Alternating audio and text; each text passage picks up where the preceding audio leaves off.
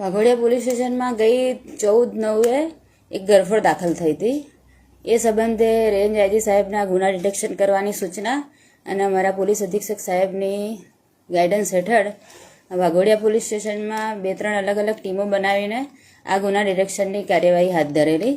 એ દરમિયાન વાઘોડિયા પોલીસ સ્ટેશનમાં technical surveillance દ્વારા જાણવા મળેલ કે આ ગુનામાં ભરતભાઈ મોતીભાઈ મંડોળ નામનો આરોપી સામેલ છે, જેના વિરુદ્ધ ભૂતકાળમાં 15 જેટલા ગુના આખા ગુજરાત રાજ્યમાં અલગ અલગ જિલ્લા અને શહેરોમાં દાખલ થયેલા છે.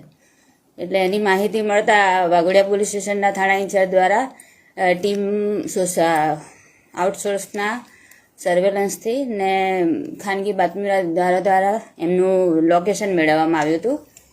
ત્યારે જાણવા મળ્યું હતું કે દાહોદ જિલ્લામાં એના મંડોળ ફળિયામાં એ હાજર છે. ત્યારે એને કોર્ડન કરીને ઝડપી લેવામાં આવ્યો હતો. આ આરોપીને અત્યારે લઈ આવ્યા છે. 2 તારીખથી પોલીસ કસ્ટડીમાં છે. એના 5 દિવસના રિમાન્ડ છે. આ આરોપી સાથે એક બીજો અન્ય આરોપી ભારતભાઈ નુરાભાઈ ડામોર નામનો સામેલ છે. એના વિરુદ્ધ પણ અલગ અલગ ગુના દાખલ થયા છે, 10 જેટલા આખા ગુજરાત રાજ્યમાં. એને પણ અટક કરવાની અત્યારે હાલ કોશિશ ચાલુ છે. બાકી બીજી આગળ તપાસ ચાલુ છે. એ લોકો સામાન્ય રીતે બાઇક પર બંને જણા પસાર થઈને અલગ અલગ જે નક્કી કરેલા હોય એ સિટીમાં જઈને સિટીમાં ગામડામાં ઘરોમાં જઈને રેકી કરતા હતા. ત્યાં જઈને જે કંઈ કોઈ બંધ ઘર હોય ત્યાં આજુબાજુ એને બરોબર રેકી કરીને પછી એ લોકો રાત્રે આવી રીતના ગ્રીલ તોડીને અંદર જતા રહે ને પછી એ લોકોને ગુનાને અંજામ આપતા હતા.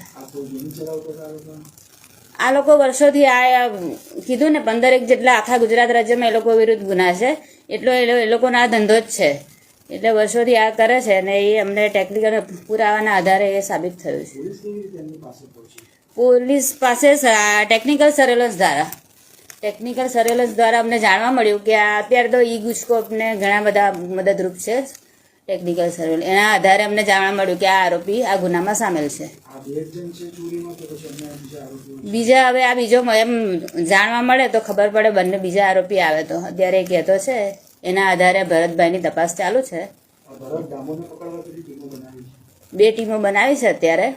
એ બંને જણા લીમખેડા અને આજુબાજુના વિસ્તારમાં કોર્ડન કરી રહી છે.